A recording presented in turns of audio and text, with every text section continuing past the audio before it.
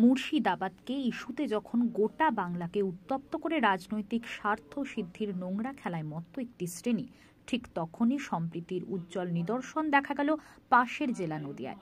ভেদাভেদের রাজনীতির মাঝে মিলনের এই খবরে আপনাদের মনেও শান্তি এনে দেবে নিশ্চিত।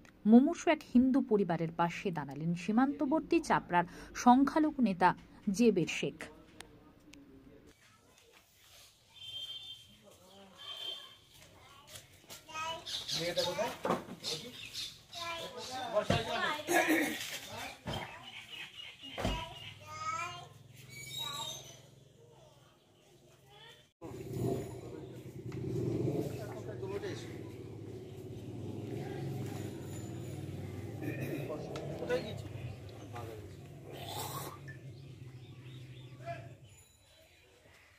আমাদের তরফ থেকে আপনার এই অনুষ্ঠানের জন্য যতটুকু আমাদের সহযোগিতা করেছি, এটাই শেষ নাই। ঠিক আছে, আপনার বা ছেলে মেয়ের কোনো পড়াশোনার ক্ষেত্রে বা হঠাৎ কোনো অসুস্থ চিকিৎসার কোনো দরকার থাকলে আমাদের বলবেন। ঠিক আছে, আর আমার নাম্বারটা নিয়ে রাখবো বাবু। হ্যাঁ, এমনি আমাদের নজরুল ভাইরা আছে, সবাই আছে, আমাদের বসুদা।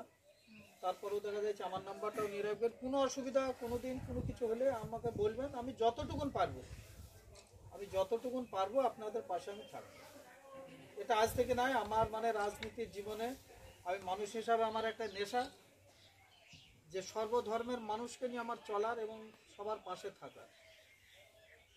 এটা দীর্ঘদিন আমি আজকে 6টা বছর, সেই যখন করোনা এসেছিল তখন থেকেই আমি মানুষের কাছে আছি। এর আগেও ছিলাম, আগামী দিনে থাকবো। তো আপনারা আমাদের সঙ্গে যোগাযোগটা রাখবেন। দেখেন, আপনার বিপদ হলে আমি যোগাযোগ মানে না শুনতে গেলে তো কিছু করতে পারবো না। যদি আপনার বাবার সাথে যারা থাকতো, আচ্ছা, খুব কাছেরই মানুষ, এক ভগবানের মতো বলতে গেলে আমাদের জেবের কাকু। তো তিনি আমাদের বাড়িতে এসেছিল। তো তিনি যতটুকু পেরেছে আমাদের হেল্প করার চেষ্টা করেছে নিজেকে।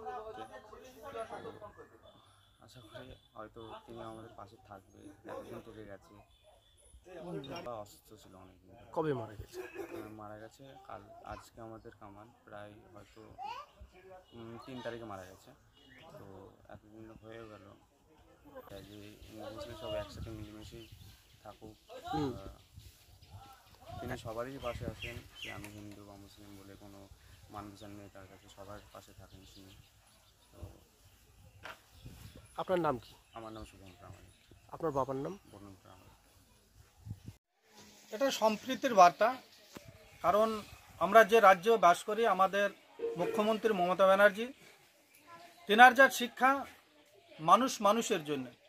আমরা একজন মুসলিম ছেলে হিসাবে আমার সবসময় কর্তব্য, যেহেতু চাপড়ার ক্ষেত্রে আমার হিন্দু ভাইয়েরা এখানে সংখ্যালঘু, সবসময় তাদের পাশে থাকা এবং জাতি ধর্ম বর্ণ নির্বিশেষে, দলমত নির্বিশেষে আমরা মানুষের পাশে থাকি, মানুষের কাজ করি।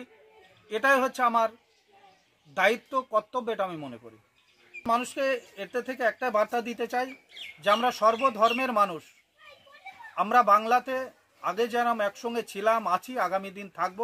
আমাদের নেত্রী মুখ্যমন্ত্রী যে নির্দেশ, সেটা মেনেই আমরা চলব। আমাদের জেলায় আমার শ্রদ্ধেয় দিদি, আমার জেলা সভাপতি মহামৈত্র আছে, তিনারও নির্দেশ যে সর্বধর্মের মানুষকে নিয়ে তোমরা চলবে।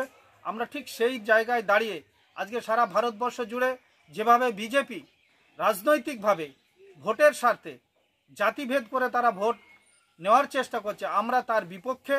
আমরা মানুষের সঙ্গে থাকব, মানুষের কাজ করব, সর্বধর্মের মানুষকে নিয়ে। এটাই আমাদের বার্তা।